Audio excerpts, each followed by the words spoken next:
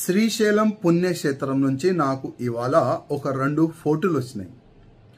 ఆ 2 ఫోటోల్లో ఒక ముస్లిం ఒక వ్యక్తి తలపైన వైట్ టోపీ పెట్టుకొని శ్రీశైలం మన పుణ్యక్షేత్రం ఆ వైపు ఆయన వెళ్తుండు.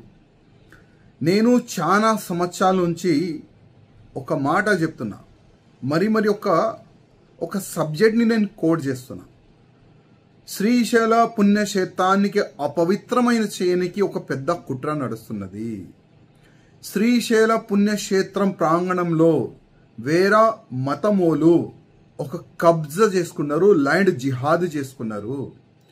ఎందుకు గతంలో ఉన్న గవర్నమెంట్ కానీ ఇప్పుడున్న టీడీపీ మా గవర్నమెంట్ కానీ వాళ్ళకి ఎందుకు అక్కడ నుంచి తీస్తలేరు, ఎందుకు వేరే జగ షిఫ్ట్ చేస్తలేరు? ఇవాళ నేను మా గవర్నమెంట్కి అడుగుతున్నాను. ఎందుకు మా పుణ్యక్షేత్రం ఏరియాలో ఈ మొత్తం మాంసం కానీ ఈ మత్తు కానీ అక్కడ తీసుకొని వచ్చి వాళ్ళు యూజ్ చేస్తున్నారు? మన పుణ్యక్షేత్రం అపవిత్రం అవుతుందా లేదా మీరే చెప్పండి. ఎందుకు కొన్ని ఓట్ల గురించి మన పుణ్యక్షేత్రాన్ని సర్వనాశనం చేస్తున్నారు?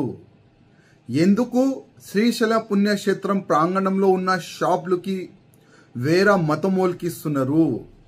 అసలు ఎండోమెంట్ లా చట్టం ఏమంటుంది? మీరేం చేస్తున్నారు? ఇవాళ నేను అడుగుతున్నాను. తిరుపతి దేవస్థానం కింద టూల్ గేట్ కాడ ఏదైనా బండి పైన ఏదైనా మన హిందూ ధర్మానికి సంబంధించి ఏదైనా బ్యానర్ పోస్టర్ పేరు ఉంటే కూడా అక్కడ తీసి పైన పంపిస్తారు. మళ్ళీ ఎందుకు శ్రీశైల పుణ్యక్షేత్రంలో ఓపెన్గా టోపీలు పెట్టుకొని తిరిగితే వాళ్ళపైన ఎందుకు యాక్షన్ తీసుకుంటలేరు? ఇవాళ నేను మా గవర్నమెంట్కి అడుగుతున్నాను. నేను మరి మా ముఖ్యమంత్రి చంద్రబాబు నాయుడు గారికి, మా పవన్ కళ్యాణ్ గారికి ఒక రిక్వెస్ట్ చేస్తున్నాను. మన ఆంధ్రాలో ఉన్న ప్రతి ఒక్క పుణ్యక్షేత్రాన్ని కాపాడండి.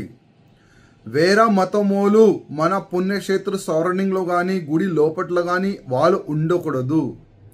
చట్టం ఉన్నది, దానికి స్ట్రిక్ట్గా మీరు ఇంప్లిమెంట్ చేస్తే సరిపోతుంది. ప్లీజ్ ఆంధ్ర గవర్నమెంట్కి నా రిక్వెస్ట్, కాపాడండి మన పుణ్యక్షేత్రాన్ని, మనం కాపాడండి. నా ఒక నివేదిక.